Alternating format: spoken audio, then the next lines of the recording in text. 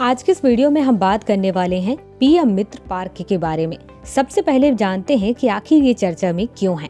हाल ही में भारत सरकार ने 2027-28 तक 7 साल के लिए 4,445 करोड़ रुपए के खर्च का प्लान किया है।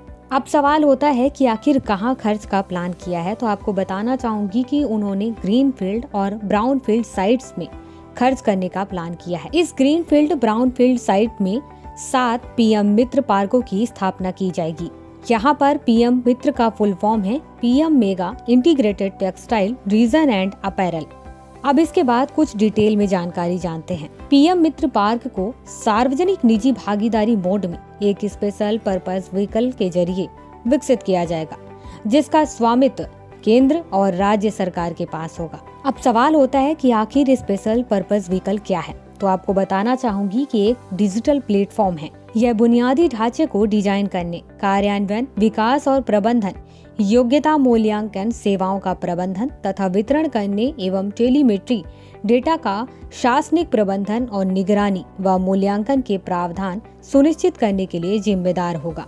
इसके साथ ही प्रत्येक मित्र पार्क में एक incubation centre, common processing house और एक कॉमन इन्फ्लुएंट ट्रीटमेंट प्लांट तथा अन्य टेक्सटाइल संबंधी सुविधाएं जैसे कि डिजाइन सेंटर एवं टेस्टिंग सेंटर भी होंगे। इसके साथ ही जानते हैं कि आखिर इंक्यूबेशन सेंटर क्या होता है। इंक्यूबेशन सेंटर वह संस्था होती है जो उद्यमियों को उनके व्यवसाय को विकसित करने, इससे जुड़ी समस्याओं को हल करने में सहायता करती है।